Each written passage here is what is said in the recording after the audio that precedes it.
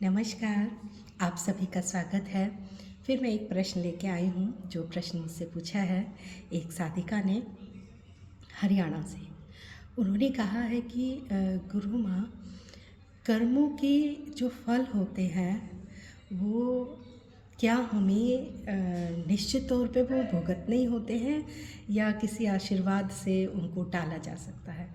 तो इसी पे ही मैं आज आप लोगों को बताती हूँ कि देखिए, जो भी कर्म किए गए हैं ना, उनका फल तो ज़रूर आता है। यदि आपको ऐसा लगता है कि आपने कर्म किए हैं, तो फिर इस पे थोड़ा सा भी संदेह मत रखना कि उसका फल आएगा या नहीं।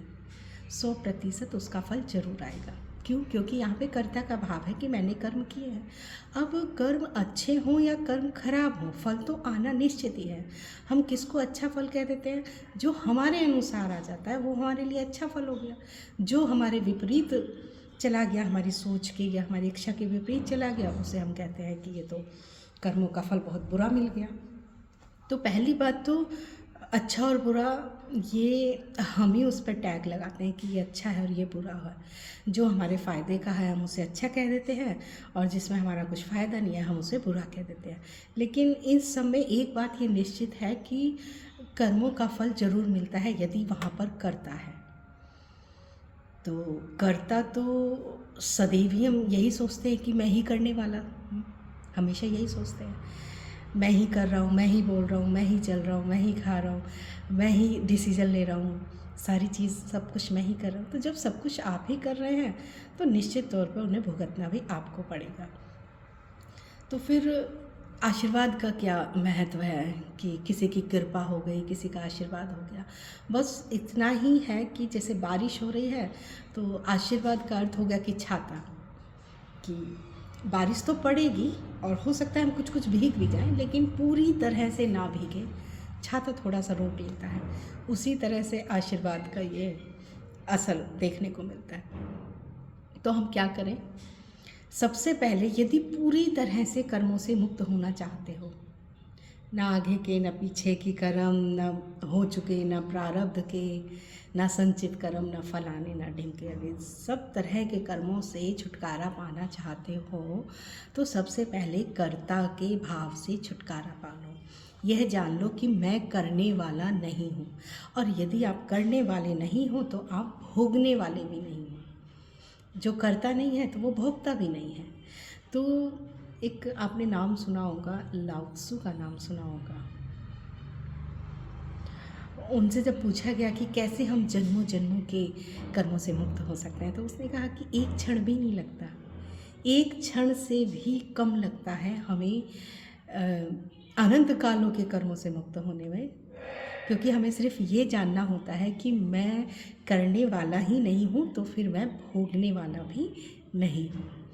तो कर्मों का क्या होगा, उनके फल को कैसे भोगें, कैसे उनके फल को कम करें, क्या करें, या कौन सा कर्म अच्छा है कौन सा बुरा है, कैसे करें, कौन से कर्म अपनाएं, इन सारे प्रश्नों से एक ही बार में छुटकारा मिल सकता है यदि हम ये जान लें कि कर्ता कौन है, इन कर्मों का कर्ता कौन है, क्या मैं हूँ या मैं नहीं हूँ। सिर्फ इतना सा जानना है। जब हम इसको जान लेते हैं कि मैं देखिए, यदि इन कर्मों का कर्ता मैं हूँ तो फिर इन कर्मों को बदलने का भी मेरे हाथ में पावर आ गई। और यदि कर्ता मैं नहीं हूँ तो फिर जो हो रहा है फिर होने दीजिए, जो करता होगा वो फिर वो भोगता भी होगा। तो ये वाली समस्या फिर हमेशा के लिए ख़त्म हो जाती है। अगर मैं करता हूँ तो मेरे हाथ में फिर नियंत्रण आ जाएगा। अगर मैं ही करने वाला हूँ तो फिर मैं उसे सही से करूँ, फिर ख़राब करूँ ही क्यों? फिर मुझे किसी दूसरे का बुरा करना ही क्यों है, किसी को हानि पहुँचानी क्यों है, किसी का अहित करना ही क्यों है? फिर उस तरह के कर्म करो ना जिसके परिणाम भी सुंदर आते हैं। और यदि मैं करता नहीं हूँ तो फिर मुझे इन कर्मों की चिंता भी क्या है, फिर तो चिंता भी नहीं है। तो इसीलिए सबसे पहले यही जाने कि कर्ता कौन है, क्या मैं हूँ या नहीं हूँ। और ये निश्चित रहिए कि जो भी हाँ जीवन में आपको लगता है कि आप झेल रहे हैं और आपको ऐसा लगता है कि मैंने तो किसी के साथ बुरा नहीं किया, मैंने तो किसी का बुरा नहीं चाहा, मैं तो हमेशा सबका अच्छा ही चाहता हूँ, फिर मेरे साथ की बुरा हो जाता है, लोग मेरे साथ की बुरा कर जाते हैं। तो आपकी कैलकुलेशन में गड़बड़ हो सकती है, लेकिन प्रकृति के कैलकुलेशन में कोई गड़बड़ नहीं होती। यदि कष्ट मिल रहे हैं तो इसका सीधा सा अर्थ है कि पाप भी किया होगा, जरूर किया होगा। कर्ता का भाव होगा, और कर्ता के भाव में अहंकार के साथ मिल के नैतिक अनैतिक का भेद ही खत्म हो गया होगा। तो सबसे पहले जानिए कर्ता कौन है, और अगर आपको लगता है आप कर्ता हैं तो अपने कर्मों को सुधारिए। इसमें मैं एक चीज़ और कहना चाहूँगी, जिसका अध्यात्म में बिल्कुल भी इंटरेस्ट नहीं है, जिसको परमात्मा को बिल्कुल भी नहीं खोजना है कि परमात्मा है या नहीं है, होता है या नहीं है, जो इस झंझट में ही नहीं पड़ना चाहता, लेकिन वो फिर भी सुंदर जीवन जीना चाहता है, तो एक ही सूत्र है कि अपने कर्मों को सुधार लो। अगर आपको ऐसा लगता है ना कि अभी इस समय कोई भी नहीं देख रहा, अगर मैं कुछ चीटिंग कर रहा हूँ या चोरी कर रहा हूँ या मैं झूठ बोल रहा हूँ या मैं कुछ घृणा कर रहा हूँ, ईर्ष्या कर रहा हूँ, अभी कौन देख रहा है, तो ये आपकी बहुत बड़ी भूल है, बहुत बड़ी। क्योंकि वहाँ की जो कैलकुलेशन होती है ना, तो वहाँ पे गलतियाँ नहीं होती।